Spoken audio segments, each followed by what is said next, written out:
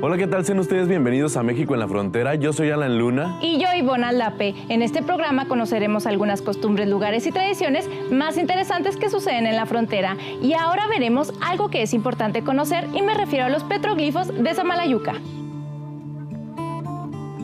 También conocidos como grabados en piedra o petrograbados, proceso que consistía en golpear, rayar o marcar una roca con el propósito de comunicar una expresión o un sentimiento. Curiosamente, una roca, cuando es utilizada por el humano, cambia totalmente el concepto y se convierte literalmente en una piedra. Los petroglifos forman parte de lo que se conoce como arte rupestre, que no constituyen un lenguaje o un mensaje escrito. A diferencia de los jeroglíficos, los petroglifos pueden estar conformados por líneas y dibujos que permiten interpretar una escena o narrar en cierta forma una historia. Estos grabados fueron un recurso de las antiguas culturas que encontraron en las rocas un medio para transmitir sus conocimientos como las actividades esenciales de la vida, la relación que el hombre guarda con la naturaleza y la forma de comprender el universo. El norte del país fue habitado por grupos humanos desde épocas muy tempranas y posee un patrimonio rupestre excepcional, que es uno de los más valiosos del mundo, mismo que podemos encontrar en algunos sitios de la frontera de México con Estados Unidos. Estos sitios corresponden a un periodo fechado entre el 300 a.C. al 1100 después de Cristo, denominado posclásico, ubicado en los estados de Jalisco, Nayarit, Sinaloa, Sonora, Baja California, Chihuahua, Zacatecas, Coahuila y Nuevo León. Los petroglifos son sistemas ideográficos basados en formas geométricas de figuras humanas, animales y plantas. La cantidad y diversidad de estos grabados se hallan en el norte de México, corresponden al 70% del total que existe en todo el país y constituye uno de los patrimonios más numerosos e importantes de arte rupestre en el mundo. La investigación de los petrograbados ha sido abordada por diversas disciplinas como la prehistoria, arqueología, etnografía, lingüística, ecología e historia del arte, entre otras. En la actualidad, su estudio es complementado con la aplicación de técnicas científicas que intentan establecer con precisión su antigüedad, así como es posible relación con eventos naturales y astronómicos. Se considera que existen 4 grandes grupos de petroglifos: geométricos, donde aparecen círculos, cuadros o cruces; objetos, aquellos en los que se identifican piezas como arcos, flechas y otros instrumentos; abstractos, donde se distinguen figuras compuestas; figurativos, donde aparecen figuras humanas o de animales. A través del desierto de Chihuahua, en el suroeste de Texas, el sureste de Nuevo México y Sonora, existió una cultura nómada llamada Mogollón, nombre que se denomina una de las 4 culturas prehispánicas de América del Norte y que recibe su nombre por el yacimiento homónimo, situado cerca del río San Francisco en Nuevo México. Se sitúa entre los años 600 a.C. al 1300 después de Cristo y se le atribuye haber tallado los petroglifos de Samalayuca. Habitaron una de las regiones más extremosas con temperaturas que van desde los 44 grados centígrados en verano hasta los menos 16 grados centígrados en invierno. Aún bajo estas condiciones extremas, los antiguos pobladores crearon sobre estas rocas escenas grabadas que han sido clasificadas como arte rupestre, en un ambiente que no es fácil imaginar por las condiciones del lugar. La información que se tiene sobre estos sitios arqueológicos en el estado de Chihuahua se están empezando a catalogar. Sin embargo, algunos de estos lugares no han tenido tanta difusión debido a que sufren continuamente de abandono, vandalismo y robos. El grupo cultural denominado Mogollón tuvo presencia por toda la región y ha dejado un legado de arte en piedra con imágenes impresionantes cuyos significados son libres de interpretar, lo cual lo hace aún más impresionante. En la época en la que se tallaron los petroglifos de Samalayuca, alrededor del 1300 después de Cristo, la frontera entre México y Estados Unidos obvio no existía. Desde esta fecha del siglo XIV se considera que el paisaje geográfico en términos geológicos no ha tenido cambios significativos y es igual hasta el siglo XXI. Probablemente la existencia de un ojo de agua a las faldas de la sierra sea un factor, pero no es determinante. Sabemos que la vida es mucho más fácil a las orillas de un río. Paralelo al otro lado de la frontera, existe otro lugar con petroglifos también alejados del río, en un lugar llamado Hueco Tanks, en El Paso, Texas, lo que hace pensar que probablemente estos espacios eran utilizados para rituales o ceremonias y no como asentamientos humanos. Teoría basada por el asentamiento más importante de esta frontera, que se ubica a 300 kilómetros con el nombre de Paquimé. En el poblado de Casas Grandes fue el centro comercial más importante del norte de México, que se desarrolla entre el 700 y el 1500 después de Cristo, que coincide cuando los Mogollón estaban tallando las rocas en la Sierra de Samalayuca. Por otro lado, tampoco había materiales de dibujo ni herramientas de escultura que hicieran el trabajo más fácil. Solo contaban con sus manos, la creatividad para grabar sus expresiones y además de utilizar lo que la naturaleza les ofrecía para hacer lo que hicieron. ¿Qué les parece? Estimados amigos, estamos en su programa México en la Frontera. Enseguida regresamos. Estimados amigos, ya estamos de regreso en su programa México en la Frontera, en el que revisaremos la Casa de Adobe, una casa muy singular en la frontera norte de México. La Revolución Mexicana de 1910 motivó que arribaran miles de migrantes que huían del conflicto armado y de la pobreza con el propósito de cruzar la frontera para internarse en El Paso y hacia otros lugares de Estados Unidos. Este éxodo de mexicanos hacia la frontera resultó una pequeña mejoría en la economía de Ciudad Juárez porque se convirtió en un paso de militares que demandaron servicios. Durante el tiempo armado, la frontera norte de México fue el refugio de grandes personajes, además de que en esta frontera se tomaron decisiones importantes que determinaron y construyeron el país del siglo XXI. Es interesante referirse a la Casa de Adobe, que era una rústica construcción en las afueras de la fronteriza Ciudad Juárez, donde Francisco I. Madero se instaló como presidente provisional del gobierno revolucionario, acompañado por un Consejo de Estado que él designó. Este consejo lo integraban en Gobernación Federico González Garza de Relaciones Exteriores, Francisco Vázquez Gómez de Justicia, José María Pino Suárez de Comunicaciones, Manuel Bonilla y de Guerra, don Venustiano Carranza. El antecedente de la presencia de Madero en la frontera es que 2 días antes de la fecha señalada para el levantamiento armado convocado en el Plan de San Luis, celebrado en la ciudad de Puebla, se levantaron un grupo de maderistas encabezados por Aquiles Cerdán a las fuerzas del gobierno. El resultado fue dramático para la causa revolucionaria. Aquiles Cerdán y sus hombres cayeron víctimas de la represión porfirista. El domingo 20 de noviembre de 1910, cerca de las 6 de la tarde, Madero se encontraba al otro lado y cruzó la frontera para asumir el mando de la rebelión cerca de la ciudad Porfirio Díaz, actualmente Piedras Negras. Después de tener presencia en varias poblaciones del estado de Chihuahua, el 22 de abril de 1911, Madero y sus tropas establecieron su cuartel general en los márgenes del río Bravo, en la fronteriza Ciudad Juárez, en una casa de adobe que, además de la referencia del límite de la frontera entre México y Estados Unidos. La casa se conocía entre los revolucionarios como Palacio Nacional y el Consejo del Estado se refería a este lugar como el Gabinete. Era abril de 1911, Madero negociaba con los representantes de don Porfirio, en el que después se conoció el Convenio de Ciudad Juárez. El 21 de mayo se concluyó el acuerdo que en su único artículo decía: desde hoy cesará en todo el territorio de la República las hostilidades que han existido entre las fuerzas del gobierno del general Díaz y las de la Revolución, debiendo éstas ser licenciadas a medida de en cada estado se vaya dando pasos necesarios para establecer y garantizar la tranquilidad y el orden público, todo a cambio de una promesa de renuncia del dictador para un mes después. El pacto de Ciudad Juárez fue muy mal recibido por la población. Se esperaba que la renuncia del presidente Díaz se presentara en la Cámara de Diputados el día 24 en la Ciudad de México. Cuando esto no sucedió, el ilustre diplomático y revolucionario don Isidro Fabela mencionó: la multitud enardecida pidió a gritos fuera del recinto parlamentario y después en manifestaciones cada vez más y más agresivas la ansiada dimisión. Masa popular de 20,000 almas cantando el himno nacional tomó las avenidas 5 de Mayo y San Francisco, hoy Madero, hasta el Zócalo con pretensiones de invadir el Palacio Nacional. Entonces sobrevino la tragedia. Las fuerzas federales dispararon sobre la muchedumbre, haciendo multitud de muertos y heridos. El hecho trágico llevó el espíritu público al límite y exigió la renuncia del general Díaz, que al fin fue presentada, después de la hecatombe que el propio dictador pudo haber evitado con solo adelantar unas horas su prometida dimisión. Mientras en la frontera, los revolucionarios que acompañaron a Madero en la Casa de Adobe no estaban de acuerdo con la negociación. El general Francisco Urquizo relata de una manera un tanto dramatizada un episodio de esas negociaciones ocurrido el 7 de mayo de 1911, cuando el representante porfirista alegaba en un tono vehemente: ¿quieres la renuncia del general Díaz? Pides demasiado. Se dan 4 ministros y 14 gobernadores y aún esto, que es mucho, ¿se te hace poco? ¿Es que no te das cuenta de tu situación? Reflexiona. Madero autoriza a sus hombres a lanzarse al ataque, por lo que Orozco y Villa toman finalmente Ciudad Juárez el 10 de mayo. La caída de esta ciudad fronteriza significó el triunfo de la Revolución Maderista. El 21 de mayo de 1911 se firmaron los tratados de Ciudad Juárez que pusieron fin al movimiento y a la dictadura de Díaz. En ellos se acordó la renuncia del presidente Díaz y del vicepresidente Ramón Corral, el interino de Francisco León de la Barra, que convocaría a nuevas elecciones y el desarme de las tropas.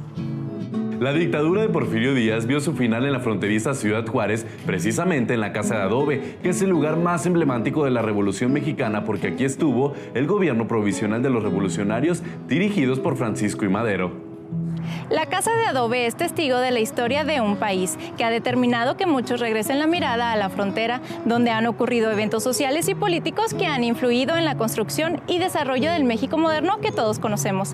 Estimados amigos, no le cambien, estamos en su programa México en la Frontera. Enseguida regresamos. Estimados amigos, ya estamos de regreso en su programa México en la Frontera, donde estamos revisando lugares, tradiciones y costumbres de la frontera. Ahora veremos algo de la ley seca en Estados Unidos y su relación con la frontera.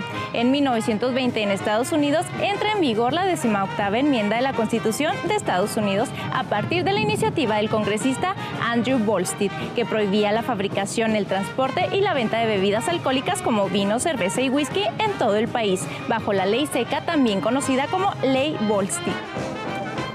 Con esta ley, el gobierno republicano intentó desde una perspectiva puritana dar un giro a la moralidad del país, tema controversial que dio origen a un periodo de violencia cuando bandas organizadas controlaron la venta ilegal de bebidas alcohólicas.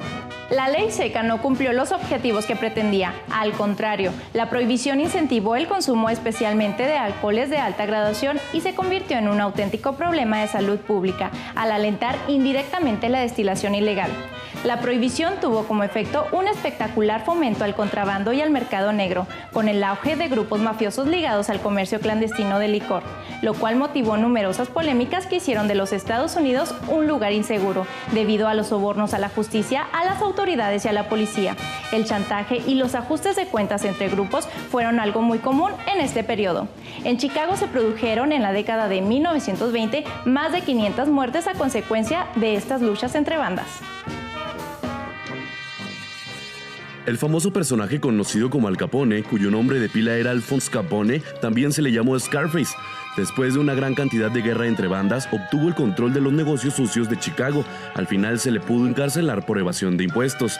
En 1925 inició su lucha contra el control del mundo del crimen. Fue un personaje tan poderoso políticamente como cualquier otro en el gobierno de esta ciudad, haciéndose sospechoso por el autor conocido como Masacre de San Valentín de 1929. Los mafiosos de Al Capone acumularon un inmenso poder por los Estados Unidos.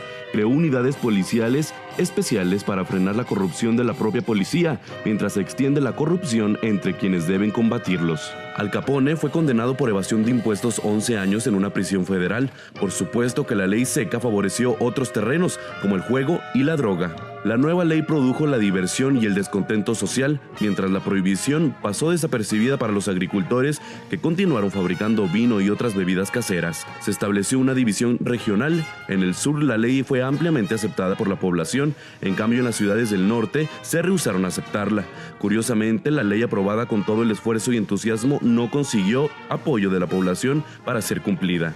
Esta ley seca caracterizó todo un periodo de la historia norteamericana. La prohibición se hizo efectiva en todo el territorio de los Estados Unidos a partir del 16 de enero de 1920. Estos nuevos delitos se castigaron a partir de aquel momento con multa y prisión, y estaba previsto el cierre durante un año cualquier establecimiento donde se detectara su consumo. Las medidas de prohibición fomentaron el establecimiento de los bares clandestinos que florecieron en las ciudades estadounidenses, protegidos por la complicidad de los ciudadanos enemigos de la prohibición. Los bares clandestinos fueron desplazando a los grandes salones de diversión y entretenimiento. Contrabandistas sin escrúpulos introdujeron licores desde México, Canadá o las Indias Occidentales para ser distribuidos.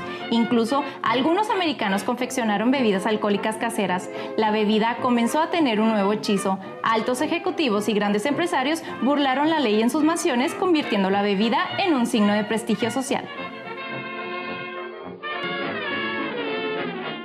Siguiendo el ejemplo de la clase alta y hostigada por la rebeldía juvenil, estudiantes universitarios y gente joven en general no se quedaron atrás en el consumo de alcohol. Todo parecía indicar que la prohibición dejaba de ser el noble experimento de Estados Unidos. Para 1925 había 100,000 bares secretos en las principales ciudades, 10,000 de ellos se ubicaban en Nueva York. En el caso de la frontera con México trajo por resultado que proliferaran los bares y el contrabando de todo aquello que era prohibido en Estados Unidos y se pudiera conseguir del lado mexicano. Cabe hacer una reflexión de especial significado, sobre todo en la frontera. Para 1920 coincidieron dos fenómenos, la promulgación de la ley seca y la pacificación de México. Tras la convulsión de la revolución, esto propició que la franja fronteriza se iniciara una etapa de auge económico mediante la comercialización de todo aquello prohibido en Estados Unidos. Baja California fue la entidad que más favoreció con este auge comercial, ya que estuvo prácticamente al margen de la convulsión de la revolución. Sin embargo, todo el corredor fronterizo tuvo un auge comercial,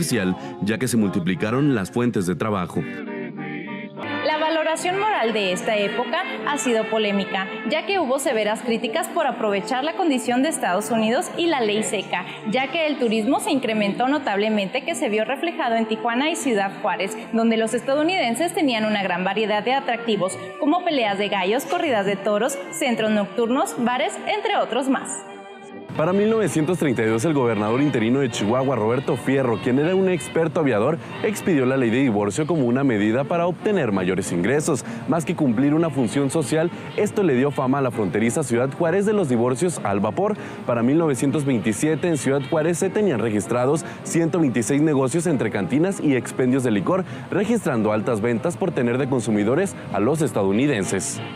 El Paso y Ciudad Juárez experimentaron una intensa interacción humana y económica, motivada por una prohibición en Estados Unidos, de tal forma que la ley seca en Estados Unidos tuvo un gran impacto positivo en la economía de las ciudades fronterizas, que muchos o algunos aún recuerdan. En 1933 se puso fin a esta controvertida ley, que fue derogada con Roosevelt como presidente de Estados Unidos. Legalizó la venta de cervezas de hasta 3.2 grados como máximo y la venta de vino, con lo que logró que al día siguiente la bolsa subiera un 15%. ¿Qué les parece? Estimados amigos, no le cambie, estamos en su programa México en la Frontera. Enseguida regresamos.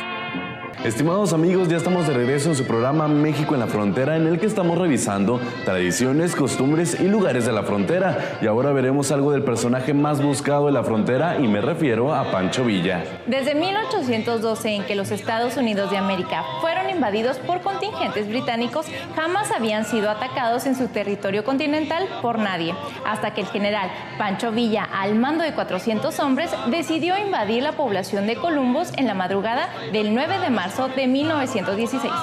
Columbus no era un pueblo del todo desprotegido, pues era asiento del campamento militar Front Long. El motivo del ataque fue en represalia al reconocimiento oficial del régimen carrancista por parte de los Estados Unidos. También buscaban a Samuel Ravel, un judío que junto con su hermano tenían 2 hoteles gracias a los negocios anteriores con Villa y 2 tiendas en las cuales vendían armas, entre otras cosas, y había defraudado a los villistas que trataban de comprarle armas para seguir en lucha contra los carrancistas. Pretendían robar al banco local y hacerse de cuantas municiones fuera posible. Antes del amanecer del 9 de marzo de 1916, una banda de revolucionarios mexicanos leales a Francisco Villa cruzaron la frontera de los Estados Unidos y atacaron el poblado de Columbus, en Nuevo México, que era una verdadera ruina entre humo y llamas. La noticia del ataque de Pancho Villa en el pueblo se difundió por el telégrafo, sirviendo de encabezados de todos los periódicos a lo largo de la nación. El campamento Fort Long, el fortín militar de Columbus, pronto hirvió con la actividad de las tropas frescas que llegaron por tren. El ejército americano se preparó para seguir a Villa en México. De la noche a la mañana, Pancho Villa se convirtió en el enemigo más buscado en la frontera. A la semana siguiente, miles de soldados norteamericanos invadían a México y pocos meses después, 150,000 tropas de los Estados Unidos, el contingente norteamericano más numeroso desde la Guerra Civil, se movilizaría a lo largo de la frontera desde California hasta Texas. El general John Black Jack Pershing tuvo una misión: capturar a Pancho Villa, vivo o muerto. Uno de los oficiales de alto rango de Villa, Pablo López, puso todo en términos claros. Queremos la venganza en contra de los americanos, gritó. Luego López dijo que los Estados Unidos eran culpables de su derrota en Agua Prieta y en Celaya. Acusó a los americanos de permitir a los carrancistas viajar en tren del lado americano para reforzar su guarnición. Villa agregó otra imputación diciendo que los Estados Unidos les habían vendido armas y municiones defectuosas. El remate, sin embargo, fue el acto terrible que había ocurrido solo 2 días antes en El Paso. Según los reportes de la época, lo que sigue era una práctica normal. Unos 20 mexicanos habían sido arrestados por la policía local y habrían sido empapados con querosén para despiojarlos. Alguien puso fuego muy cerca de los hombres. Nunca será probado si el fuego fue un accidente o no. Sin embargo, los 20 mexicanos se quemaron vivos. Después de oír esta historia, los soldados de Villa estaban enardecidos por este evento y ahora sí, listos para luchar en contra del ejército americano entero. A las 4:45 de la mañana del 9 de marzo, los hombres de Villa montaron rumbo a Columbus, disparando dentro de las barracas del ejército acuartelado y tomando por sorpresa a los soldados americanos. Otro grupo montó rumbo al pueblo disparando contra las casas y a cualquier civil que saliera. Los villistas atacaron entonces un hotel y allí mataron a 4 de los huéspedes. Villa se había quedado del lado mexicano de la frontera, con un grupo pequeño de sus hombres. Entretanto, sus invasores estaban buscando a Sam Ravel, pero nunca fue encontrado. Ya había dejado el pueblo mucho antes, pues tenía una cita concretada con su dentista en El Paso, así que se dice que una muela le salvó la vida. Las tropas americanas, regresando de su sorpresa, ya estaban disparando en persecución de los villistas, todavía en la oscuridad previa del amanecer. Muy pronto los cielos se iluminaron con el resplandor del fuego iniciado por los invasores en el hotel. Esto les dio mejor visibilidad a los americanos, pudiendo distinguir mejor sus blancos. Cerca de las 7:30 de la mañana y después de 3 horas de ataque, un clarín villista tocó la retirada. Los mexicanos recogieron sus heridos y retornaron a México. Las tropas americanas perseguían y disparaban a los mexicanos en su retirada y penetraron hasta aproximadamente 5 millas dentro de México. Allí, los soldados americanos encontraron una fuerte resistencia de las fuerzas de Villa. Los americanos también se retiraron rápidamente y retornaron a Columbus. Más de 100 villistas habían muerto en el ataque. Se calcula que murieron aproximadamente 17 americanos, principalmente los civiles. Después de su derrota en Celaya, Pancho Villa tenía ahora una victoria, de la cual podría sentirse orgulloso. Lo que vendría después habría de sorprender a todos: la persecución de Estados Unidos en contra de Villa, el agresor e invasor a Estados Unidos. Esta persecución fue encabezada por el general Blackjack Pershing, mismo que comandaría las fuerzas aliadas de la Primera Guerra Mundial. La expedición punitiva cruzó el sur de Columbus el 16 de marzo de 1916. La búsqueda de Villa llevaría a las tropas americanas finalmente unas 400 millas adentro de México, llegando rumbo al sur hasta la ciudad de Parral, donde después de una escaramuza ellos retrocedieron a sus bases en el norte de México. Durante 11 meses los 10,000 soldados de la expedición punitiva de Pershing soportaron el sofocante calor y el frío que se cuela hasta los huesos cuando recorrieron los desiertos salvajes y las altas montañas del inmenso estado de Chihuahua tras la búsqueda de los invasores villistas. Muchos de ellos verían la acción en la Primera Guerra Mundial. El cuartel militar en el campamento Furlong cerró en 1926 y en el sitio que ocupaba entonces se encuentra el extenso jardín cultivado con cactus, en lo que es ahora el Parque Estatal Pancho Villa. Aún están en pie varios edificios de la época en que Villa realizó el ataque, incluso el construido de adobe del Hotel Hoover, el actual depósito del ferrocarril en Columbus, que fue restaurado, y el viejo edificio del Servicio de Aduanas americano. La aduana fue construida en 1902 y es ahora el centro de atención de los visitantes al Parque Estatal, con exhibiciones que describen las diversas historias de Pancho Villa, el ataque a Columbus de 1916 y la expedición punitiva de Pershing. Los americanos decidieron probar en el campo algunos de sus nuevos equipos militares durante la expedición contra Villa, pero solo lograron generar aún más polvo en el camino que permitiría a Villa esconderse detrás, mientras él perseguía la columna americana, oculto detrás de la Gran Nube. En lugar de luchar en contra de Villa tal como estaban intentando hacer, el ejército americano, en cambio, se alió en una batalla en contra de las fuerzas de Carranza y consiguieron la peor parte de ella, con los sobrevivientes de su unidad capturados en el pueblo de Carrizal, 128 kilómetros al sur de la frontera de Ciudad Juárez. En los Estados Unidos anteriormente se enviaban a los soldados del Búfalo, que eran los encargados de hacer el trabajo sucio. Por lo general eran hombres afroamericanos, mientras que sus compatriotas anglosajones se quedaban detrás en la relativa seguridad. Estos soldados fueron más tarde devueltos como poco menos que héroes, dándoles la bienvenida los mexicanos. Algunos otros lo recuerdan con un pensamiento de Pancho Villa que sigue vigente. La victoria coronará nuestros esfuerzos porque al final la justicia triunfa, pero si nuestro destino es morir, caeremos de cara al cielo. ¿Qué les parece? Estimados amigos, es así como hemos llegado al final de su programa México en la Frontera. Nos despedimos de ustedes, yo soy Ivonne Aldape. Yo soy Alan Luna, nos vemos. Hasta la próxima.